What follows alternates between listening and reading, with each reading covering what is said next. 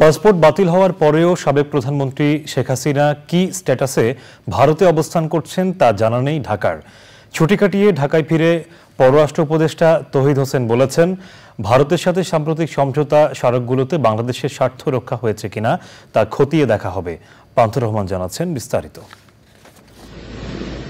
বৈষম্য বিরোধী আন্দোলনে আওয়ামী লীগ সরকারের পতনের পর 5ই আগস্ট প্রতিবেশী দেশ ভারতে আশ্রয় নেন সাবেক প্রধানমন্ত্রী শেখ হাসিনা। এখনও দিল্লিতেই অবস্থান করছেন তিনি।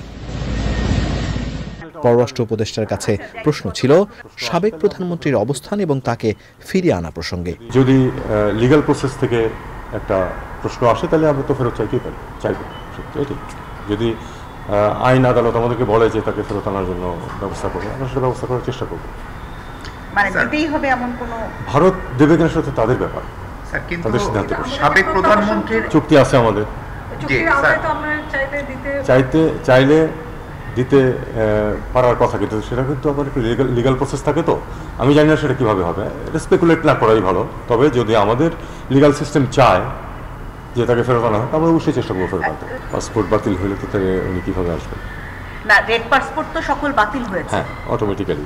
তাহলে ওনার এবং এটা আপনারা ভারতের দিকে জিজ্ঞেস করেন যে কি স্ট্যাটাস তাদের, কিভাবে রেখেছে তারা। আরেক প্রশ্নের উত্তরে উপদেষ্টা জানান, ভারতের সাথে সমঝোতা স্মারকগুলো পুনর্বিবেচনা করবে ঢাকা। এমওইউ কিন্তু চূড়ান্ত চুক্তি না, কাজে এটা তো আমাদের স্বার্থ ঠিকমতো রক্ষিত হয়েছে কিনা সেটা আমরা দেখতেই পারি, এবং সেই অনুযায়ী স্বার্থ রক্ষা করে যেগুলো চুক্তি করা হবে সেটা আমরা করব। এমওইউ সবসময়ই কিন্তু আবার এটার ওই চুক্তির পর্যায়ে যাওয়ার আগে এটা বিবেচনা করাই হয়, সেটা করা যেতেই পারে।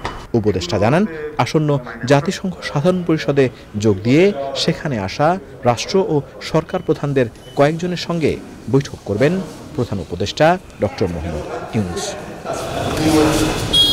পান্থুর রহমান, চ্যানেল আই, ঢাকা। প্রিয় নাম্বার সেট করে বিকাশে সেন্ড মানি করুন ফ্রি।